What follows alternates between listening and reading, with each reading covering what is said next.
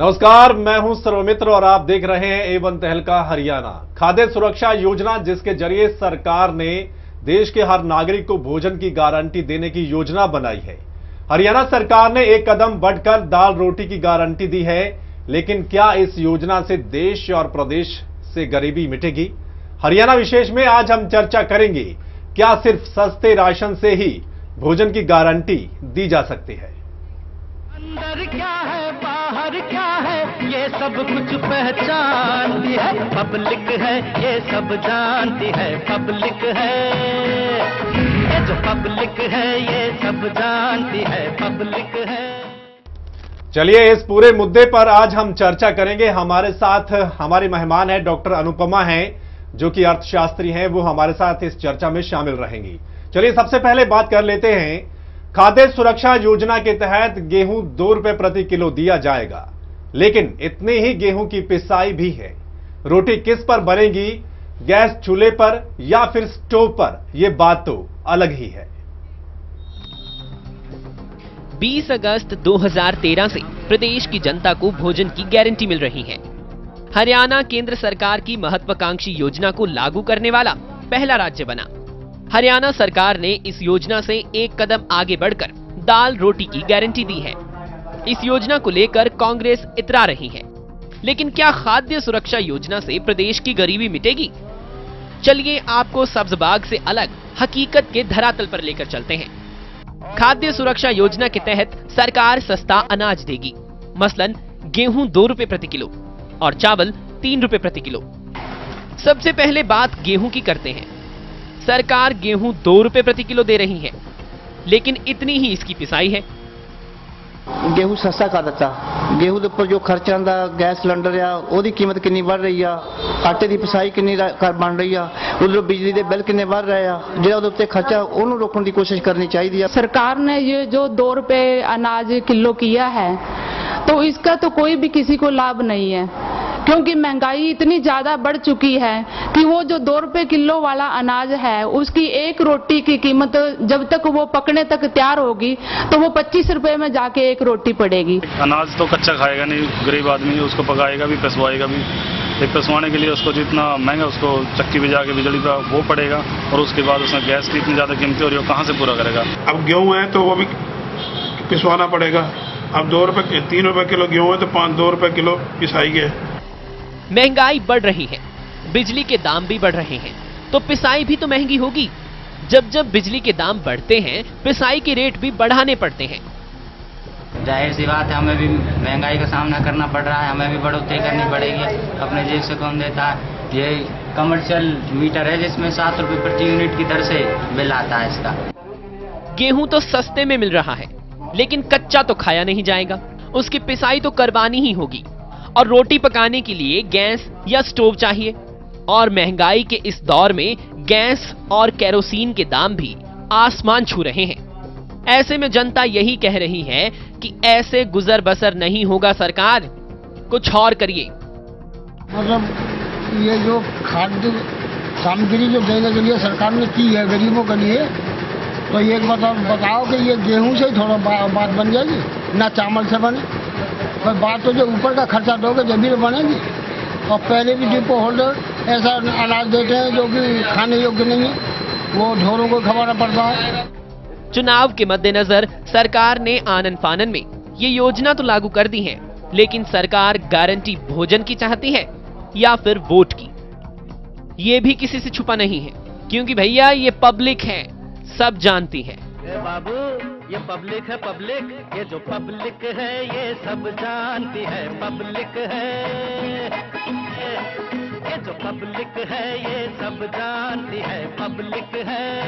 इसको चुनावी स्टंट मानता हूँ, इसके अलावा और ये कुछ भी नहीं है। इस चीज से कोई लाभ नहीं होगा, ये एक बहुत बकवास नीति है। सरकार ने सिर्फ वोट जाने के कारण से इसको बनाया गया है। इससे कोई फर्क नहीं पड़ने वाला, क्योंकि महंगाई ज्यादा है। ये तो सरकार चुनावों के लिए करे, वोट लेने के लिए करिए, देखो ज्यादा होना चाहिए। जो ये सरकार ने गेहूं चावल के रेट कम करके खाद्य सुरक्षा बिल लागू किया है, ये एक ढकोसला है। खाली चावल से पेट नहीं भरेगा किसी का भी, ये सब सरकार के ढकोसले हैं और कोई काम नहीं इनका, लोगों को गुमराह कर रहे हैं। ब्यूरो रिपोर्ट, एवं तहलका हरियाणा। तो चलिए, खाद्य सुरक्षा जो बिल आया है, ये योजना लागू की गई है। हरियाणा में सबसे पहले क्रेडिट लिया है हुड्डा सरकार ने इसको लागू करने का। चलिए, चर्चा हमारी जारी रहेगी।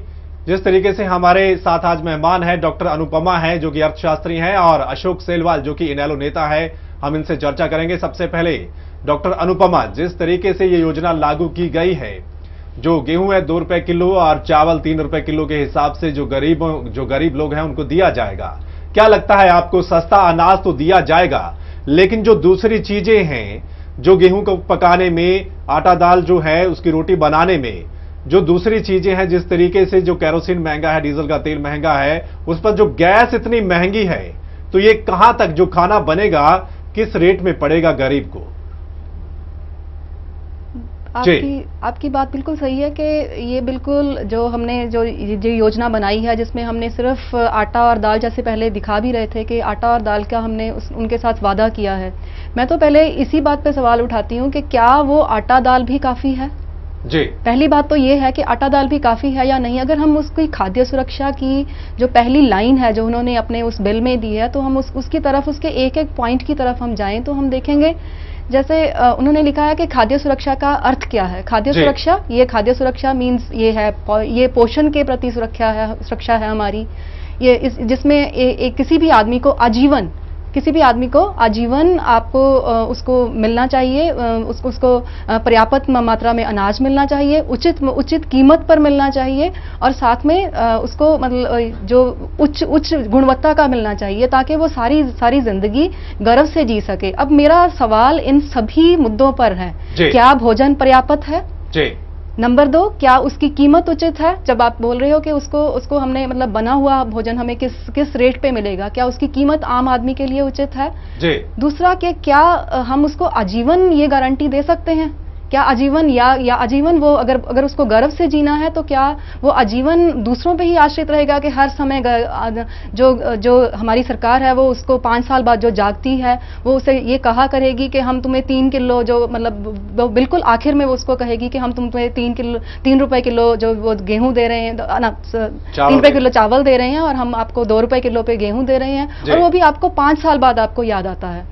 तो मेरा सवाल तो पहले उसकी पर्याप्त उसकी मात्रा पे है कि क्या वो सच में पर्याप्त है। दूसरा सवाल सरकार से है, क्या उसके पास अनाज पर्याप्त है कि वो हमारे सभी गरीबों को वो इतना अनाज दे सके कि वो सच में उनको भोजन की सुरक्षा मिल सके। तो असल में जो होने जा रहा है वो फूड सिक्योरिटी नहीं, मेरे ख्याल में वो फूड सिक्योरिटी होगा, और ये आम आदमी के पे भी उतना ही लागू होगा जितना सरकार पे लागू होगा। जी, हमारे साथ अशोक सेलवाल भी जुड़े हुए हैं, इनेलो नेता हैं। अशोक सेलवाल जी, आप विपक्ष में बैठे हैं। हरियाणा सरकार ने सबसे पहले शुरू किया है जो फूड सिक्योरिटी है, गरीबों को सस्ता अनाज दिया जाएगा। योजना अच्छी है अगर सही तरीके से उसका वितरण किया जाए। आपको क्या लगता है, जिस तरीके की चर्चाएं हैं, जिस तरीके का विपक्ष का कहना है कि अब जब 1 साल रह गया है तो ये योजना लागू की गई है, क्या सब चुनावी स्टंट है? क्रेडिट लेना चाहती है कांग्रेस सरकार? मेरा जहां तक मानना है कि ये केवल चुनावी स्टंट है, और कांग्रेस का जहां तक सवाल है, इस देश के अंदर 65 साल पहले ये देश आज़ाद हुआ था, और 65 साल पहले बाबा साहब भीमराव अम्बेडकर ने संविधान को अर्पित करते हुए एक बात कही थी, उन्होंने दोहराई थी कि राजनीतिक लोकतंत्र तब तक अधूरा रहेगा जब तक देश आर्थिक लोकतंत्र हासिल न कर ले। आर्थिक लोकतंत्र का लक्ष्य ही भारतीय लोकतंत्र का लक्ष्य ही आर्थिक लोकतंत्र प्राप्त करना है, जिसके माध्यम से प्रत्येक भारतवासी को न्यूनतम मूलभूत सुविधा प्राप्त हो सकती हैं। लेकिन 67 साल की राजनीतिक पृष्ठभूमि पे जब हम नजर दौड़ाते हैं इस देश की, तो 67 साल में से लगभग 55 साल राजपाट इस देश के अंदर कांग्रेस के लोगों ने किया। कारण, बहुत बड़ा कारण है क्यों किया, क्योंकि जब आजाद भारत देश हुआ तो कांग्रेस के लोगों ने इस देश के अंदर लुभावने नारे फेंकने का काम किया, लालच फेंकने का काम किया, लोगों को गुमराह करने का काम किया, और नारा फेंका कि आप हमें वोट दीजिए, हम आपकी भुखमरी, गरीबी, लाचारी, भुखमरी और गलियां नालियां इस देश की बनाएंगे। 65 साल 67 साल पहले ये नारा कांग्रेस का रहा है। शेरवाल जी, हम बात कर रहे हैं खाद्य सुरक्षा बिल पर जो लागू किया गया है, मैं उसी पे ही आना चाहूंगा। मेरा मानना यह है कि आज खाद्य सुरक्षा बिल की ज्यादा जरूरत नहीं है, आज जरूरत है रोजगार देने की। सर्व समाज के लोगों को, जो बेरोजगार लोग घूम रहे हैं, उनको रोजगार देने की ज्यादा जरूरत है। उनको आश्रित बनाने की जरूरत नहीं, बल्कि उनको मजबूत बनाने की जरूरत है। जबकि इस 65 साल की देश की राजनीति के अंदर कांग्रेस ने केवल सर्व समाज के लोगों को केवल मजबूर और आश्रित बना करके रखना चाहती है और आज तक किया है। तो आज मेरा मानना यह है कि आज ये फूड सिक्योरिटी बिल नहीं बल्कि एक कांग्रेस के लिए वोट सिक्योरिटी बिल लेकर के ये आ रहे हैं। और जब कांग्रेस के लिए, मैं कहता हूं, इस देश के अंदर गरीबी का पैमाना ही आज तक तय नहीं हुआ है। जितनी भी कमेटियों ने आज सर्वे किया है, हर कमेटी का अलग अलग आंकड़ा है। सुरेश तेंदुलकर कमेटी के अनुसार इस देश के अंदर 21.9% गरीबी रेखा से नीचे जीवन यापन करते हैं। वर्ल्ड बैंक के अनुसार इस देश के अंदर, पूरे देश की दुनिया का 1/3 हिस्सा भारत देश के अंदर गरीबी रेखा से नीचे यापन करता है। संयुक्त राष्ट्र की कमेटी के अनुसार इस देश के 30% लोग गरीबी रेखा के नीचे यापन करता है। एनसी सक्सेना की रिपोर्ट के अनुसार इस देश की 50% गरीबी रेखा के नीचे जीवन यापन करती है। और अर्जुन सेन गुप्ता कमेटी के अनुसार 80% लोग इस देश के 12 रुपए से 20 रुपया प्रतिदिन अपने ऊपर खर्च करके गुजारा करती है। जब इस देश के अंदर अब तक ये पैमाना तय नहीं हुआ कि गरीबी कहां तक तय हुआ, कितनी गरीबी है, क्या है, तो आज मैं कहना चाहता हूं, आज कांग्रेस के लोग आज फूड सिक्योरिटी बिल लेकर के आ रहे हैं। इस देश के अंदर जो गोदाम है, देश के अंदर 4,15,000 करोड़ खाद्यान्न का, यानी कि उसको स्टोर करने की क्षमता भारत देश के अंदर है, और 1,90,000 पनियों के अंदर स्टोर किया जाता है, और तकरीबन 53,000 करोड़ का इस देश के अंदर अनाज बर्बाद हो जाता है, जैसा कि कल हमारे मंत्री महोदय ने भी संसद के अंदर बयान दिया है। और इस सिक्योरिटी बिल के अनुसार पूरे जो भी इसके ऊपर लाभान्वित होंगे, जो इसका लाभ उठाएंगे, 6,12,000 करोड़ इस देश के अंदर, इस स्कीम के अंदर ये यानी कि अनाज का इसके अंदर डिस्ट्रीब्यूशन होगा। तो जब देश के अंदर आज स्टोर करने के लिए जगह नहीं है, तो वो किस प्रकार से यानी कि इस चीज को डिस्ट्रीब्यूट करेगी।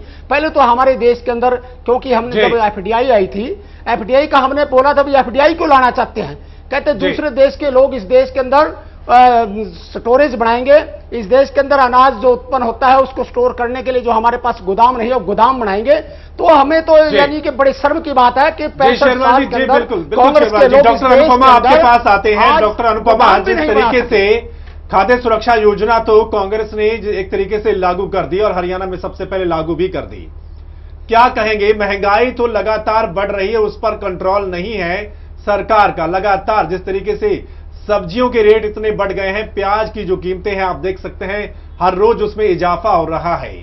क्या लगता है कि 2 रुपए किलो गेहूं देने से, 3 रुपए किलो चावल देने से जो गरीब लोग हैं वो रोटी खा पाएंगे 2 वक्त की, जिसमें कि सब्जी, जो दूसरी सब्जी है उनके इतने रेट बढ़ गए हैं, अगर वो दाल को तड़का भी लगाते हैं तो कितनी महंगी दाल पड़ेगी, और जो ऊपर से गैस के जो रेट हैं, ऊपर से जो मिट्टी का जो तेल है उसके इतने रेट बढ़ गए हैं।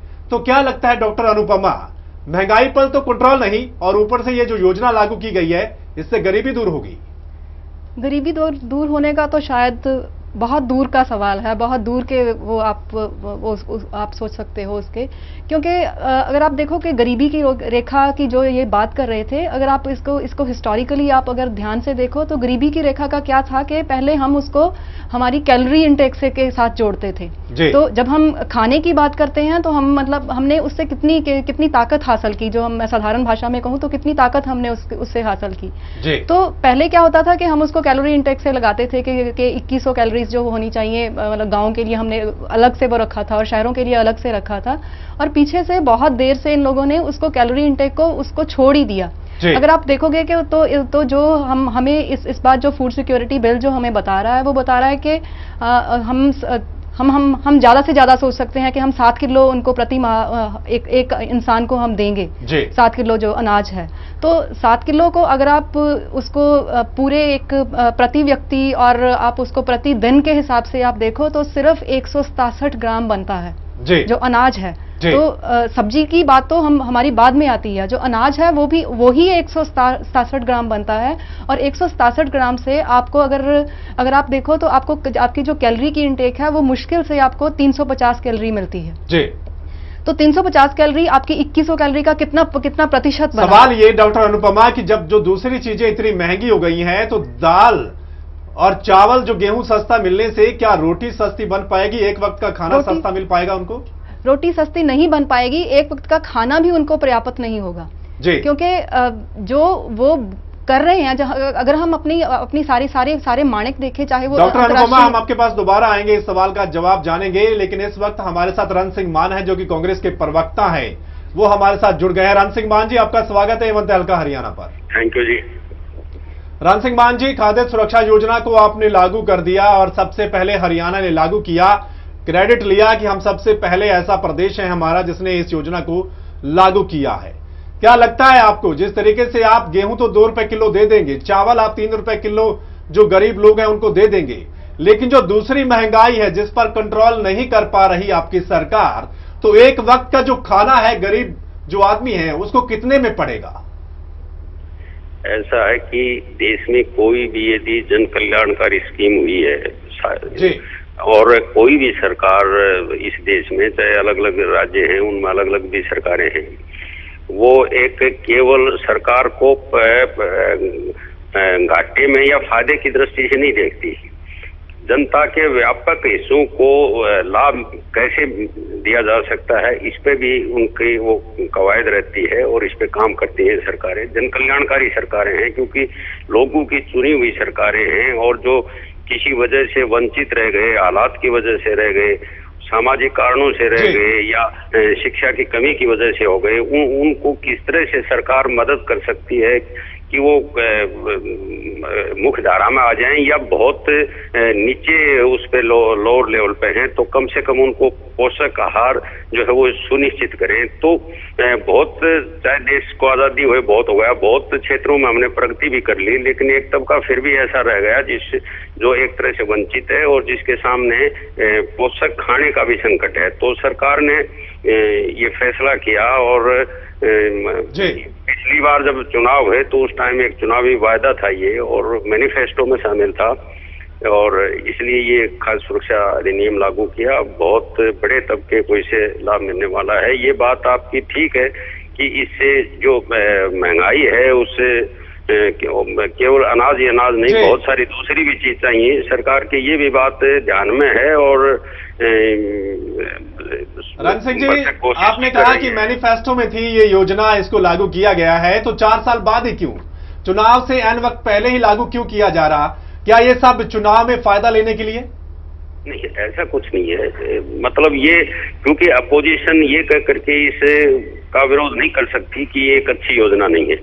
उनके सिर्फ उनको एक नुक्ता मिला है कि वो ये प्रचार करें कि चुनाव का वक्त आ गया है और ये चुनावी नजरिए से किया गया। ऐसा नहीं है।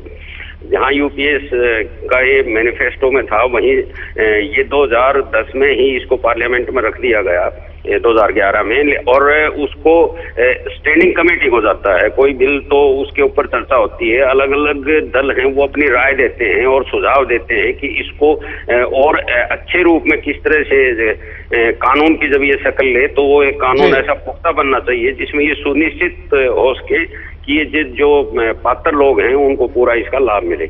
तो उसमें बहुत सारे दलों ने क्या किया कि अपने सुझाव बदलते रहे। जब भी मीटिंग, अगली मीटिंग होती थी, वो अपना सुझाव बदल देते थे। तो एक मंतव्य पे पहुंचने में देर हो गई, और उसके लिए न तो कांग्रेस दोषी है और न सरकार दोषी है। और जब ये देख लिया कि केवल विपक्ष अड़ंगे डालने का काम करता, वो नहीं चाहता कि इस किसी को सरे मिले, चाहे वो मौजूदा सरकार ही हो और यूपीए सरकार, और उसको सरे न जाए। कोशिश की और उसको अपने तरीके से वो डंगा डाल सकते थे, डालने की कोशिश की, लेकिन सरकार ने मन बनाया कि नहीं, अब जो देर बहुत हो गई है और इसको देश के एक बड़े हिस्से को इस कानून की जरूरत है, तो वो अध्यादेश ले आए और अब लोकसभा और राज्यसभा में रखा है। बहुत सारे दल हैं जो हैं वो अपना सुझाव देंगे, अपने संशोधन भी देंगे और एक पुख्ता कानून के रूप में ये जल्दी ही देश के सामने आएगा और उसका लाभ देश के एक बड़े व्यापक हिस्से को मिलेगा। रण सिंह जी, जिस तरीके से जो केंद्र सरकार है महंगाई पर कंट्रोल नहीं कर पा रही है, ऐसा जो हो रहा है, इससे क्या लगता है आपको कि आप सस्ता अनाज तो दे देंगे, जो दूसरी चीजें हैं, अगर हम तेल की बात करें, मिट्टी का तेल है, गैस इतनी महंगी हो गई है, उसमें जो मसाले डलेंगे कितने महंगे हो गए हैं, तो सस्ता अनाज तो मिल गया, लेकिन सस्ता खाना गरीब को मिल पाएगा? ऐसा है कि ये एक ग्लोबल फिनोमिना भी है, महंगाई है। वो हम क्या करते हैं, जब सिर्फ एक सीमित दायरे में करते हैं तो उसके अर्थ कुछ और निकलते हैं। यदि हम ये कहें कि केवल हिंदुस्तान में महंगाई है और इस सरकार की वजह से है, तो उसके और अर्थ निकलते हैं। यदि हम इसको बड़े व्यापक एक उस लंबे चौड़े फ्रेमवर्क में और ग्लोबल उससे देखेंगे तो हमको लगेगा कि ये पूरी दुनिया इस संकट से जूझ रही है। इवन जो विकसित देश है वो भी इससे जूझ रहे हैं, फिर भी सरकार अपनी तरफ से कर रही है। यहाँ विडंबना क्या है कि कुछ ऐसी भी सरकारें हैं जो जिनको होर्डिंग पे सख्त कार्रवाई करनी चाहिए वो नहीं कर पाए। ऐसा मामला पिछले दिनों मध्य प्रदेश में सामने आया, जो जिन्होंने अब तक कार्रवाई नहीं की और होर्डिंग सबसे ज्यादा वहीं हो गई, तो उसका भी असर पड़ता है। बहुत कोई महंगाई के कोई एक कारण नहीं है, बहुत सारे कारण हैं और इस देश से बाहर भी वो कारण हैं जिनके ऊपर ही सरकार का कोई काबू नहीं है, लेकिन फिर भी सरकार अपने स्तर पर जो कुछ कर सकती है वो करने की भरसक कोशिश कर रही है। जी, शुक्रिया रण सिंह मान जी हमारे साथ बातचीत करने के लिए। तो रण सिंह मान थे जो कि प्रवक्ता है कांग्रेस के, उनका कहना था कि योजना अच्छी है, महंगाई तो पूरा वर्ल्ड है, पूरी दुनिया है, उनमें बढ़ रही है, ऐसे में योजना अच्छी शुरू की गई है। लेकिन सवाल उठते हैं कि आप सस्ता अनाज तो दे देंगे, लेकिन सस्ता खाना क्या गरीब को मुहैया हो पाएगा? जिस तरीके से महंगाई लगातार बढ़ रही है, जिस तरीके से सब्जियों के रेट जो हैं आसमान के छू रहे हैं। चर्चा में फिलहाल वक्त हो चला एक छोटे से ब्रेक का, लेकिन आप कहीं जाइएगा नहीं, आप बने रहें हमारे साथ। अंदर क्या है बाहर क्या है ये सब कुछ पहचानती है पब्लिक है, ये सब जानती है पब्लिक है, ये जो पब्लिक है ये सब जानती है पब्लिक है।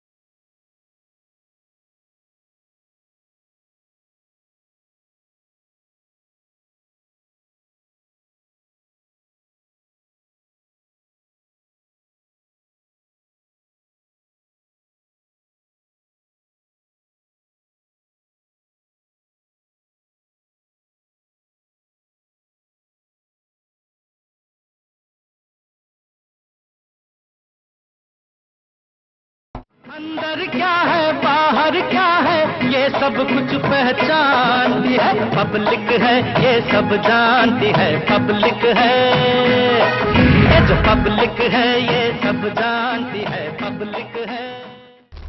ब्रेक के बाद आपका स्वागत है। चर्चा हमारी जारी है। जिस तरीके से खाद्य सुरक्षा योजना लागू कर दी गई है, लेकिन क्या गरीब को सस्ते में जो रोटी है 2 वक्त की वो मिल पाएगी? हालांकि प्रदेश में दाल रोटी की योजना कामयाब होगी, इस पर भी सवाल उठने लगे हैं। प्रदेश सरकार ने गरीबों को रोटी मुहैया करवाना तो शुरू कर दिया है, लेकिन दाल फिलहाल नहीं बांटी जा रही। दाल बांटी भी जाएगी तो गलना भी आसान नहीं होगा। 20 अगस्त 2013 को सूबे के सिप सलाहकारों ने गरीबों को अनाज बांटे, यानी 20 अगस्त से गरीबों को रोटियां नसीब होने की शुरुआत हो गई है। लेकिन अभी प्रदेश के गरीबों की हांडी में दाल नहीं गल रही। गलेगी भी कैसे जब मिली ही नहीं। दरअसल दाल के टेंडर का मामला हाई कोर्ट में विचाराधीन है।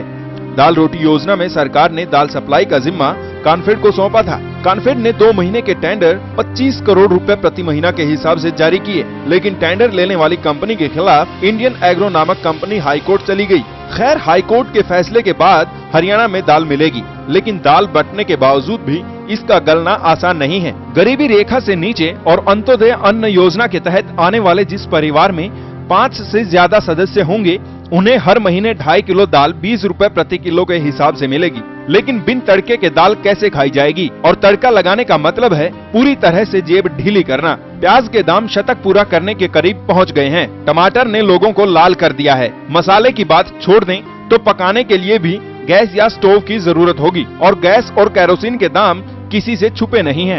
इतनी पुअर फैमिली है और मान लो 5 बच्चे हैं उनके घर में, 2 3 4 बच्चे हैं उनके घर में, 2.5 किलो दाल क्या करेगी? वो तो सिर्फ ये है कि अपनी खाना पूर्ति करने हैं। उसके लिए सारा सामान और भी चाहिए हमें बनाने में, जैसे घी महंगा है, तेल महंगा है, टमाटर महंगे हैं। इनसे तो फिर क्या फर्क पड़ेगा? रुपए किलो जो गेहूं तो कर दी है, लेकिन जो इतनी महंगाई है, आज गैस के कितने दाम बढ़ चुके हैं, बिजली के इतने दाम बढ़ चुके हैं। प्रत्येक घर में जो मीडियम वर्ग भी है उसको फॉलो नहीं कर पा रहा है।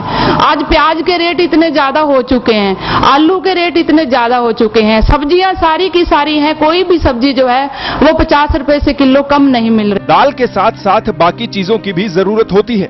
बिना इन सामानों के तो दाल फीकी ही रहेगी।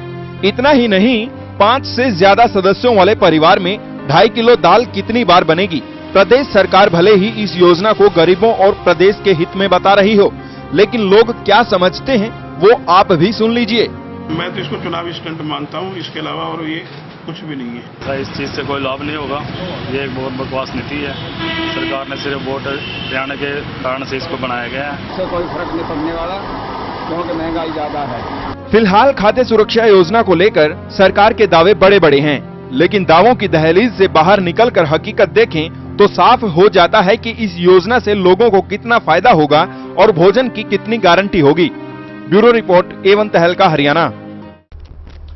तो आपने देखा और सुना भी क्या कुछ कहना था आम लोगों का, गरीब लोगों का, कि दाल तो सस्ती मुहैया करवाएगी सरकार, लेकिन अगर दाल को तड़का लगाना है तो उसमें टमाटर की और प्याज की जरूरत पड़ेगी, और उसके रेट आप देख सकते हैं लगातार बढ़ रहे हैं। मसाला, उस पर जो तेल खर्च आएगा, उस पर जो गैस जलाई जाएगी, कितना महंगा पड़ेगा भोजन, इस पर चर्चा हमारी जारी है। डॉक्टर अनुपमा हमारे साथ बनी हुई है। डॉक्टर अनुपमा, जिस तरीके से आपने देखा कि दाल तो सस्ती मुहैया करवा देगी, प्रदेश सरकार ने दाल रोटी योजना भी शुरू की है, दाल दी जाएगी। हालांकि वो अभी मिलना शुरू नहीं हुआ है। दाल सस्ती दी जाएगी, लेकिन अगर गरीब आदमी उसको तड़का लगाना चाहेगा तो उस पर जो महंगाई है, जो प्याज के रेट, जो टमाटर के रेट और जो गैस सिलेंडर के रेट इतने बढ़ गए हैं, तो क्या लगता है आपको जो 2 वक्त की रोटी मिल पाएगी, अगर सही तरीके से तड़का लगाता है गरीब आदमी, तो कितनी महंगी और कितनी सस्ती उसको पड़ेगी ये रोटी? जो महंगाई जिस कदर बढ़ रही है, उससे हम ये तो कभी भी अंदाजा नहीं लगा सकते कि हम 30 रुपए से कम एक प्रति व्यक्ति खाना बन सकता है। बेशक हमारे पास बहुत सारे हमने टीवी में देखते रहे हैं कि कोई 12 रुपए बोल रहा है, कोई 20 रुपए बोल रहा है, लेकिन आमतौर पे एक परिवार जो है वो इतने कम रेट में नहीं बना सकता।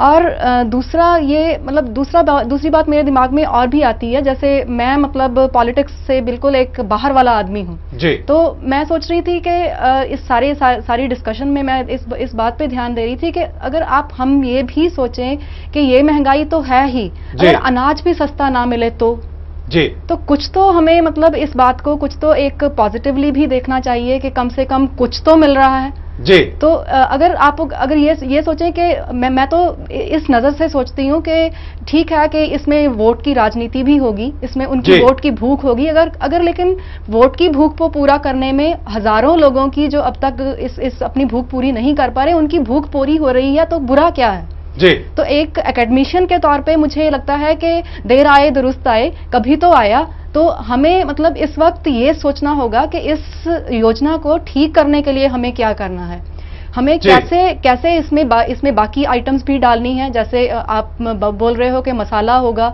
तो उसके सब्सिडाइज्ड रेट सरकार नहीं दे रही है, अगर हमने उसमें ईंधन डालना है तो उसके सब्सिडाइज्ड रेट हमारे पास नहीं है। आज आम आदमी को मौसमी सब्जी भी ठीक रेट पे नहीं मिल रही है, तो उसके लिए क्या करना होगा।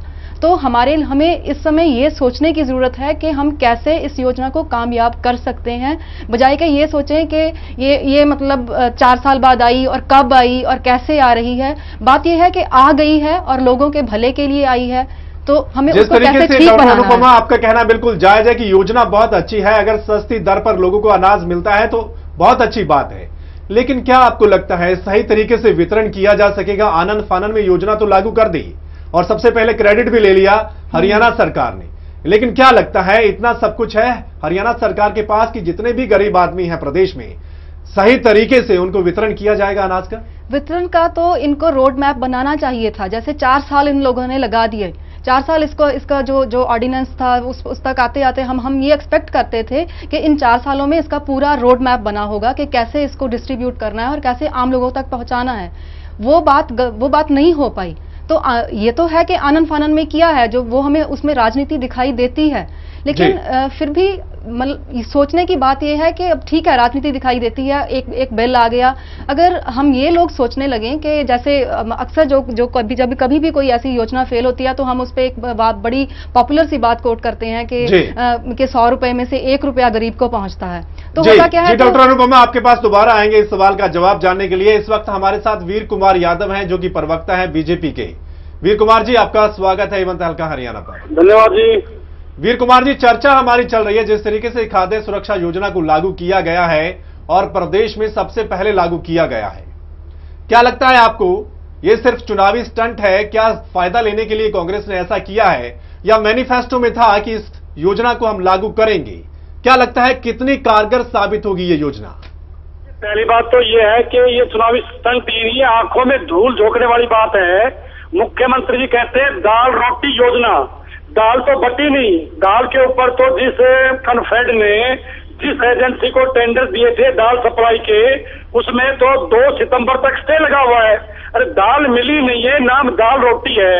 आप गेहूं दे रहे हो, गेहूं के साथ गरीब को पकाने के लिए गैस का सिलेंडर 860 रुपए मिलेगा, पकाएगा कौन? ना दाल है ना रोटी है, दाल दी नहीं, रोटी बन नहीं सकती। एक बात। दूसरी, जो पीडीएस के तहत आज तक आप हरियाणा में 35 किलो प्रति परिवार दे रहे हो, इस कानून के बाद तो 25 किलो हो जाएगा। तो ये केवल एक राजनीतिक स्टंट है, कुछ आना जाना नहीं है, दिया ही कुछ नहीं है जी। सबसे बड़ी बात है, अगर दिया होता, चावल इन्होंने नहीं दिया, दाल इन्होंने दिया, फिर ये कहते हैं कि हम हर गरीब परिवार को मुहैया कराएंगे भोजन। कहां से कराएंगे?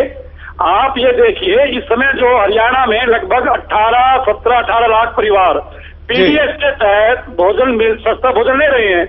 उनको मिलता क्या है? तो 13.5 रुपए किलो जो चीनी मिलनी चाहिए वो नहीं मिल रही, जो 6 लीटर तेल मिलना चाहिए मिट्टी तेल, वो नहीं मिल रहा। आप गांव में पता करो ना, जो आपकी योजना चल रही है उसको भी अगर पूरी तरह क्रियान्वित कर दे, उसको भी वास्तव में जो मिलना चाहिए वो दे दें, तो मैं समझता हूं कि इस प्रकार की योजना की आवश्यकता नहीं है। बिल्कुल वही हम बात कर रहे हैं वीर कुमार यादव जी। जिस तरीके से आनन फानन में इसको लागू तो कर दिया गया, लेकिन क्या सही तरीके से वितरण हो पाएगा? जिस तरीके से आपने कहा कि पहले एक योजना चल रही है, उसका सही तरीके से उसका वितरण नहीं हो रहा, तो ऐसे में एक नई योजना को किस तरीके से जो सरकार है, जो 18 लाख परिवार है, उन तक पहुंचा पाएगी? जी वीर कुमार यादव जी। मैं ये कह रहा हूँ इनसे ये पूछिए कि दाल दी है क्या दे पाएंगे? हाई कोर्ट में स्टे चल रहा है। यानी आप देखिए 20 तारीख को इन्हें योजना शुरू की, हाई कोर्ट ने 23 तक स्टे किया हुआ था और वो 23 तारीख यानी कल वो एक्सटेंड हो गया 2 सितंबर तक। क्या मुख्यमंत्री रुक नहीं सकते थे? क्या मुख्यमंत्री को और नाम नहीं दे सकते थे?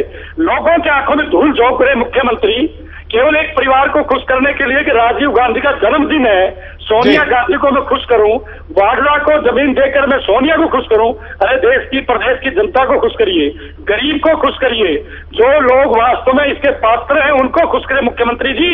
लोगों को भ्रम में मत रखिए। दाल दे नहीं रहे हो, दाल की बात करते हो, चावल दे नहीं रहे हो, मिट्टी तेल दे नहीं रहे हो, चीनी दे नहीं रहे हो, उसकी बात करते हो आप। ये फूड सिक्योरिटी बिल नहीं था, ये फूड सिक्योरिटी बिल था। चौधरी वीरेंद्र सिंह की रैली कैसे फ्लॉप हो? जी वीर कुमार जी, शुक्रिया आपका हमसे बातचीत करने के लिए। तो ये वीर कुमार यादव जो कि प्रवक्ता बीजेपी के, उनका कहना था कि पहले जो योजना चल रही है उसका सही तरीके से वितरण नहीं हो रहा है, उसमें भी घपला हो रहा है। तो ऐसे में एक नई योजना किस तरीके से सरकार मुहैया करवा पाएगी इतना अनाज जो गरीब लोग हैं, करीब 18 लाख जो परिवार हैं हरियाणा में अगर बात करें तो। चलिए चर्चा चल रही है। अशोक शेरवाल बने हुए हैं, इनेलो के नेता हैं अशोक शेरवाल जी। जिस तरीके से दाल रोटी की योजना भी साथ में ही लागू की है प्रदेश सरकार ने, लेकिन दाल नहीं दी जा रही, उसमें भी अभी पेच फंसे हुए, मामला कोर्ट में चला गया है। क्या लगता है कि साथ में घोषणा तो कर दी सरकार ने कि इसका भी क्रेडिट ले लें, लेकिन दाल कब मिलेगी गरीब लोगों को? जहां तक इस पूरे बिल का मामला है, आज मेरे ख्याल से पूरा इस बिल के ऊपर सरकार ने होमवर्क नहीं किया, बल्कि आनंद फानंद में एक चुनावी स्टंट को मानते हुए इस देश के अंदर जो भी मौजूदा स्थितियों से आज देश जूझ रहा है, खास तौर से हरियाणा प्रदेश और पूरा देश भ्रष्टाचार की दलदल में फंसा हुआ है। भ्रष्टाचार चरम सीमा पर है, महंगाई आज चरम सीमा पर है, कानून व्यवस्था की आज धज्जियां उड़ी हुई हैं। आज किसान बर्बाद हो रहा है, तकरीबन 2.5 लाख किसानों ने आत्महत्या करने पे विवश हुए हैं। आज किसान अपने अंग बेचने के लिए विवश हो रहे हैं। आज हम देखते हैं बेरोजगारी आज बिल्कुल अशोक शेरवाल जी, मैं दाल की बात कर रहा हूं। दाल रोटी की योजना प्रदेश सरकार ने साथ में लागू की, लेकिन दाल नहीं मिल रही। मैं उसी बात पे आना चाहता हूं कि आज कांग्रेस के लोग बेनकाब हो चुके हैं, केवल मुद्दों से ये अपना ध्यान भटकाना चाहते हैं, क्योंकि आज ये लोगों के बीच में जा नहीं सकते हैं। लोगों के बीच में इनको पता है कि हम क्या मुंह लेकर के जाएंगे, क्योंकि आज ये नंगे हो चुके हैं। इसलिए आज ये ऐसी स्कीमें लेकर के आ रहे हैं। मेरा मानना यह है कि स्कीम लागू ये कर रहे हैं, लेकिन जो मौजूदा राशन प्रणाली जो आज डिस्ट्रीब्यूशन हो रही है, आर्थिक सर्वेक्षण के अनुसार इस देश के अंदर 60% गेहूं और 20% चावल जो गरीब लोगों की पहुंच से पहले ही वो भ्रष्टाचार की दलदल में चला जाता है। तो ये जो फूड सिक्योरिटी जो बिल आया है, ये तो इसमें पता नहीं कितना बड़ा घोटाला होगा, क्योंकि आज ये देखते हैं कांग्रेस का एक कल्चर रहा है, भ्रष्टाचार की जननी है कांग्रेस। इसलिए इन लोगों ने ना गरीबों से कुछ लेना है, ना जनता से कुछ लेना है, ना व्यापारी से, ना किसानों से। केवल लेना है तो कांग्रेस के लोगों के केवल लोगों की वोटों से लेना है। केवल एक ही सूत्री कार्यक्रम है कांग्रेस का कि किसी भी तरीके से बलहा फुसला करके, लालच पैदा करके वोट अपने फेवर में किया जाए और सत्ता हासिल की जाए, और सत्ता हासिल करके इस देश को दोनों हाथों से लूटने का काम किया जाए। और वही काम आज ये फूड सिक्योरिटी बिल आपके बीच में लेकर के आए हैं। आज कुछ भी नहीं मिलेगा। आप दाल की बात कर रहे हैं, गेहूं भी नहीं मिलेगा, चीनी भी नहीं मिलेगी, चावल भी नहीं मिलेगा। ये महीने के बाद जैसे चुनाव खत्म हो जाएंगे, उसके बाद ये खत्म हो जाएगी स्कीमें। जी शेरवाल जी, आप हमारे साथ बने रहेंगे क्योंकि चर्चा हमारी अभी भी चली रहेगी, और डॉक्टर अनुपमा आप भी हमारे साथ बने रहेंगे। लेकिन फिलहाल वक्त हो चला एक छोटे से ब्रेक का, जल्द हाजिर होते हैं। अंदर क्या है बाहर क्या है ये सब कुछ पहचानती है पब्लिक है, ये सब जानती है पब्लिक है, ये जो पब्लिक है ये सब जानती है। सुनिए मौजूदा सीएम और एक भूतपूर्व सीएम के जिलों का अंतर देखिए।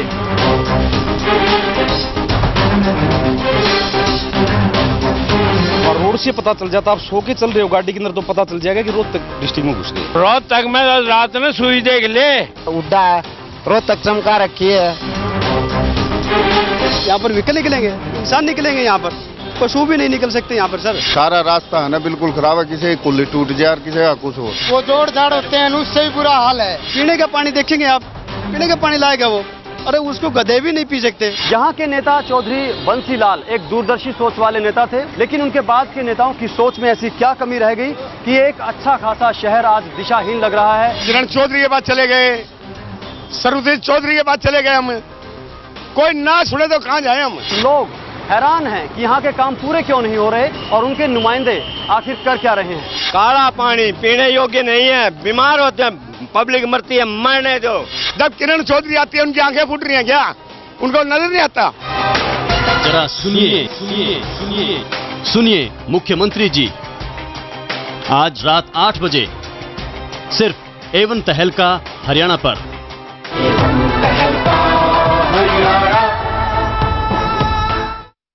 सोना अपने साथ लाए हो डॉन? तुमने जितना मांगा था उतना सोना अपने साथ लाए हो राज सिंह।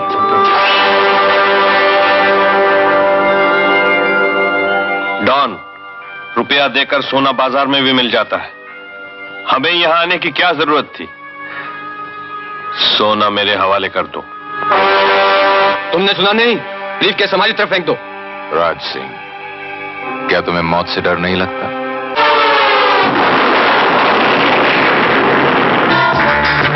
हम मिलवाएंगे आपको बॉलीवुड के यादगार किरदारों से एक नए अंदाज में।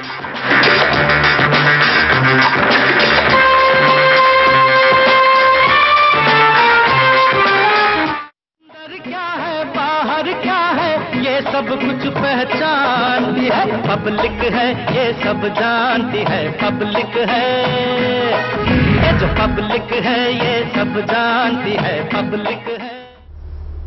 ब्रेक के बाद आपका स्वागत है। चर्चा चल रही है जिस तरीके से भोजन की गारंटी दी जाएगी गरीब लोगों को, क्या सस्ता भोजन मिल पाएगा? इस पर चर्चा हमारी चल रही है। एक बड़ा सवाल है किस तरीके से सस्ता भोजन मिल पाएगा। सस्ता अनाज तो मिल जाएगा, क्या सस्ता भोजन मिल पाएगा? और एक सवाल और भी है, सवाल यह है कि गारंटी वाले भोजन का राशन कैसा होगा? करनाल में जो कुछ देखने को मिला है उसको देखकर यह सवाल उठ रहा है कि ये राशन लोगों के गले के कैसे उतरेगा।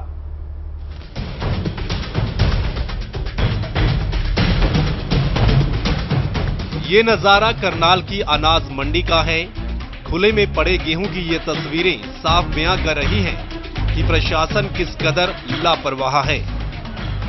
स्टोरेज की कमी और अनदेखी की वजह से गरीबों का निवाला सड़ रहा है और अब इसे डिपो तक पहुंचाने की कवायद शुरू हुई है। बरसात की वजह से हुआ है कि ऐसी है? बारिश हो रही कई दिन से लगातार। अच्छा, दोबारा भर रहे हैं कट्टों में से? आगे फट जाते हैं उनको तो दोबारा हो जाएंगे। तो जो गेहूं खराब हो गया नीचे सड़ा पड़ा है उसका क्या करेंगे? वो तो अलग कहीं घेरते हैं। देश भर में किसानों का सोना आज सड़ने की कगार पर पहुंच चुका है और इसी अनाज को सरकार खाद्य सुरक्षा कानून के तहत डिपो के माध्यम से गरीब आदमी तक पहुंचाएगी। जिस अनाज को देश का किसान अपना खून पसीना बहाकर सरकार तक पहुंचाता है, उसका अंजाम क्या हो रहा है ये हरियाणा के करनाल में सरेआम देखा जा सकता है। खाद्य सुरक्षा योजना को लेकर विपक्ष भी सरकार पर निशाना साध रहा है। कितनी अनाज मंडियों में ये गेहूं सड़ता रहेगा और ये पब्लिक डिस्ट्रीब्यूशन सिस्टम ठीक नहीं कर सकेंगे जब तक छोटे छोटे स्टोरेज के इंतजाम ये गांव में नहीं करते, जहां स्टोरेज हो सकती हो, जहां पब्लिक डिस्ट्रीब्यूशन सिस्टम, जहां राशन की दुकानें हैं गांव में भी, उस वक्त तक ये कुछ नहीं कर सकेंगे। प्राइम मिनिस्टर हमारा वर्ल्ड का नून इकोनॉमिस्ट है और आज तक तो वो 9 साल में तो कर नहीं सका। अब 10वें साल में ये एक स्टंट करा करके सिर्फ वोट बटोर। सरकार ने आम जनता को भोजन की गारंटी तो दे दी, लेकिन भोजन का राशन कैसा होगा? करनाल में इसकी एक बानगी देखने को मिली है। जिस अनाज को कोई जानवर तक ना खाए, वो अनाज प्रदेश की जनता की हलक से नीचे कैसे उतरेगा? करनाल से कमरजीत विर्क, A1 तहलका, हरियाणा। चलिए इस खबर पर और ज्यादा जानकारी के लिए करनाल से हमारे संवाददाता कमरजीत विर्क हमारे साथ फोनलाइन पर मौजूद है। कमरजीत, जिस तरीके से चर्चा हमारी चल रही है, जिस तरीके से सुरक्षा जो खाद्य सुरक्षा योजना है उसके तहत, जो भोजन की गारंटी के तहत लोगों को अनाज सस्ता मुहैया करवाया जाएगा। लेकिन क्या यही अनाज मुहैया करवाया जाएगा? जिस तरीके से करनाल में इतना अनाज खराब हुआ है बारिश की वजह से, क्या लगता है आपको कि कहां वो शिफ्ट किया गया होगा और कितना अनाज खराब हुआ है? सर मित्र, मैं आपको बताना चाहूंगा, ये कोई पहला मामला नहीं है। जाके गेहूं जो किसानों की मेहनत की हुई, मेहनत से पकाया हुआ गेहूं मंडियों में पिछले कई सालों से पड़ा हुआ है, लेकिन वो जो अनाज है वो मंडियों में सड़ रहा है। मंडियों में उनके ऊपर जो तरपालें ढाकी गई हैं, तरपालों के नीचे भी जो गेहूं देखा जाए वो खराब पड़ा है। और ऐसा गेहूं है वो सड़ चुका है, उसको पशु तक नहीं खा सकते। लेकिन ऐसा गेहूं जो गरीबों में देने के लिए जो सरकार ने, जो हरियाणा सरकार भी इस स्कीम के तहत, जो अध्यादेश के तहत वाह लूटने में लगी हुई है। लेकिन अगर ये गेहूं को देखा जाए, जो गरीबों में बांटा जाना है, जहां आम आदमी तक ये गेहूं पहुंचाने की बात की जा रही है, ये गेहूं पशुओं के खाने लायक भी नहीं है।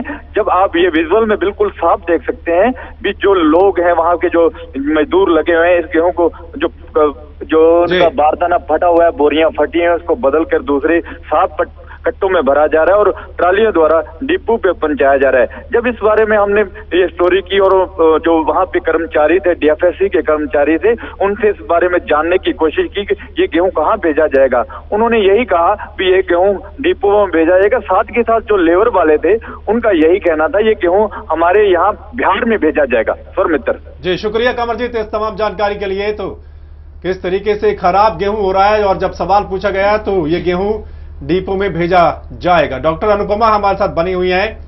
डॉक्टर अनुपमा, आपने भी देखा किस तरीके से बारिश से गेहूं खराब हो रहा है और ये हर साल ऐसा देखने को मिलता है। अगर इस तरीके का अनाज लोगों को दिया जाएगा खाद्य सुरक्षा योजना के तहत, तो क्या लगता है आपको, क्या ये सही है? और अगर सही तरीके से इस योजना को लागू करना चाहती है सरकार, कितना बोझ पड़ेगा जो अर्थव्यवस्था है सरकार की? 18 लाख लोग हैं, उनको अगर सही तरीके से ये योजना लागू की जाएगी, भोजन दिया जाएगा, तो क्या लगता है कितना बोझ पड़ेगा अर्थव्यवस्था पर? एक तो हमारी जो स्टोरेज कैपेसिटी ही नहीं है। जो अगर हम जितना सोचते हैं कि जैसे जो अंदाजे हैं हमारे, वो हम सोच रहे हैं कि अगर हमने इन सभी गरीबों को पर्याप्त मात्रा में अनाज देना है तो हमें कुछ 57 मिलियन टन का इनको वो अनाज देना होगा। और हमारी स्टोरेज कैपेसिटी जो है वो, मैं स्टोरेज कैपेसिटी की क्वालिटी की बात तो बाद में करती हूँ, स्टोरेज कैपेसिटी भी अभी 42.5 मिलियन टन की ही है। तो एक तो गैप हमारी स्टोरेज कैपेसिटी में है। तो बाकी का जो सारा अनाज, जैसे हमारे नेताजी ने भी बताया कि वो सारा ऐसे ही खुले में गल सड़ रहा है। तो हमें अगर ऐसा अनाज हम गरीबों को भेजते हैं, तो जैसे जो हमारा आयरन की पिल्स के केस में हुआ, जो मिड डे मील की स्कीम के केस में हुआ, तो उसका हश्र भी वैसे ही होने जाने वाला है जी। और अगर आप इसकी, जैसे जो कांग्रेस के प्रवक्ता थे वो बोल रहे थे कि हमारे लिए मुद्दा जो है वो ये पैसे का नहीं, अगर गरीब आदमी की भूख की बात है। लेकिन अगर आप वो एनआईसी का वो जो सारा वो आप उसका ड्राफ्ट देखो जो बिल का, तो बारी बारी वो उसके सारे सवाल खड़े कर रहे हैं कि इतना पैसा खर्च होगा, इतना फूड सब्सिडी बिल होगा, क्योंकि हमें फिक्र है कि हमारा वो डेफिसिट बढ़ेगा तो हमारी स्टैंडर्ड एंड पुअर की जो रेटिंग नीचे जाएगी और हमारे जो बड़े पूंजीपति हैं उनके निवेश पे, और जो बाहर से पूंजी आ रही है उनके निवेश पे बुरा असर पड़ेगा। तो बैकग्राउंड में हम बेशक सामने में देखने को तो कह रहे हैं कि हमें गरीब का फिक्र है, लेकिन असली फिक्र कहीं और है। तो हमें इस बात के लिए हमें सबसे पहले फूड की अवेलेबिलिटी, फिर उसकी संभाल और उसकी डिस्ट्रीब्यूशन पे हमें काफी काम करने वाला है, करने की जरूरत है हमें। जी शेरवाल जी, कहना है कि डॉक्टर अनुपमा का गरीब का फिक्र नहीं है, फिक्र कुछ और है। क्या लगता है आपको, इस योजना के लागू करने से निश्चित तौर पर कुछ ना कुछ फायदा तो कांग्रेस को होगा? आपको क्या लगता है कि कितना फायदा होगा या नुकसान होगा? आप किस नजरिए से देखते हैं और आप लोगों के बीच किस तरीके से इसको लेकर जाएंगे? आज जनता जागरूक हो चुकी है जी, क्योंकि 65 साल में 67 साल की राजनीति के अंदर कांग्रेस के लोगों ने गुमराह करके, भला करके और लुभावने नारे दे करके सत्ता हासिल करने का कार्य किया है। लेकिन आज जनता जागरूक हो चुकी है। मुझे कांग्रेस की नीयत पे संदेह होता है। संदेह क्यों होता है? क्योंकि 2 साल पहले इस देश का अरबों खरबों टन अनाज सड़ा था, बर्बाद हुआ था फ्लड के अंदर। तो पब्लिक की आवाज उठी थी कि इस देश के अंदर 32 करोड़ लोग भूखे पेट सोने के लिए विवश होते हैं, जिनके घरों में चूल्हा नहीं जगता। उस अनाज को उन गरीब लोगों के बीच में बांट देना चाहिए था, ताकि उनके घरों में चूल्हा जग सकता था। तो एक केंद्र के मंत्री का, कृषि मंत्री का बयान आता है। कृषि मंत्री ने बयान दिया था कि हम समुद्र में अनाज को फेंक सकते हैं, लेकिन बांटने के लिए, गरीबों को बांटने के लिए हमारे पास एक दाना नहीं है। उसके बाद अगले दिन सुप्रीम कोर्ट बीच में आई। सुप्रीम कोर्ट ने बयान दिया कि एक दुखदाई बयान है, केंद्र मंत्री ने जो देश के हित में बयान नहीं दिया है। जो भूखे पेट इस देश के अंदर सो रहे हैं 32 करोड़ लोग, मेरा आंकड़ा नहीं है, ये संसद का आंकड़ा है। 32 करोड़ लोग आज भी जो भूखे पेट सो रहे हैं, वो वाकई में कोई ऐसा कानून बनना चाहिए ताकि उन 32 करोड़ लोगों के घरों में उस अनाज को खराब होने से बच सकता था और उसको बांट देने का कोई कानून बनना चाहिए। फिर अगले दिन इस देश के प्रधानमंत्री का बयान आता है। प्रधानमंत्री जी का बयान आता है कि सुप्रीम कोर्ट अपने हद में रहे, कानून बनाने का हक केवल सरकार का है। यह हमें देखना है कि हमने अनाज को समुद्र में डालना है या कहां डालना है, लेकिन गरीबों को बांटने के लिए हमारे पास एक दाना नहीं है। तो 2 साल पहले ये अपने बयान में टेलीविजनों के माध्यम से, प्रेस के माध्यम से ऐसे बयान देते हैं, और 2 साल के बाद फूड सिक्योरिटी बिल लाने की बात करते हैं। तो केवल और केवल मात्र एक ही सूत्री कार्यक्रम का है कि किस प्रकार से इस देश के अंदर गरीब लोगों को, मजलूम लोगों को गुमराह करके उनकी वोट कैसे हासिल की जाए। तो केवल और केवल एक चुनावी स्टंट है। लेकिन आज पब्लिक जागरूक हो चुकी है और आज पब्लिक ने मन बना लिया है, कांग्रेस को सत्ता से बाहर फेंकने का मन बना चुकी है। और ये आने वाला समय बतलाए गए, जितने मर्जी कुछ भी करें। और मेरा ये मानना है, जहां तक कांग्रेस का सवाल हरियाणा प्रदेश के अंदर है, जो लागू करने का कार्य जो पूरे देश के अंदर सबसे पहले माननीय चौधरी भूपेंद्र सिंह हुड्डा जी ने हरियाणा प्रदेश के अंदर किया है, वो केवल और केवल इस देश के अंदर उनको ना देश की चिंता है, ना हरियाणा प्रदेश की चिंता है, ना दलितों की, ना पिछड़ों की, ना जनमानस की चिंता उनको। शेरवाल जी बहुत बहुत शुक्रिया आपसे बातचीत करने के लिए, क्योंकि अपने आकाओं को खुश करना पाबंदी है यहाँ पर। शेरवाल जी बहुत बहुत शुक्रिया आपका, और डॉक्टर अनुपमा आपका भी बहुत बहुत शुक्रिया इस चर्चा में शामिल होने के लिए। चर्चा हमारी चल रही थी जिस तरीके से खाद्य सुरक्षा योजना को लागू किया गया है और प्रदेश में सबसे पहले लागू किया गया है इसको, भोजन की गारंटी, दाल रोटी भी साथ में योजना है उसको लागू किया गया है, लेकिन दाल अभी मिलना शुरू नहीं हुआ है। सवाल बहुत बड़े हैं, कई सवाल हैं कि योजना को लागू तो कर दिया गया, क्या सही तरीके से वितरण किया जा सकेगा हर गरीब आदमी को। और सवाल ये भी है कि महंगाई इतनी ज्यादा है, क्या सस्ता अनाज देने से सस्ता भोजन भी मिल पाएगा, भोजन की गारंटी मिल पाएगी, ये बहुत सवाल है।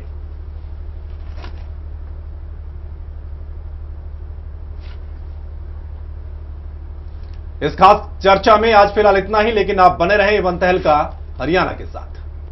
अंदर क्या है बाहर क्या है ये सब कुछ पहचानती है पब्लिक है, ये सब जानती है पब्लिक है, ये जो पब्लिक है ये सब जानती है पब्लिक है।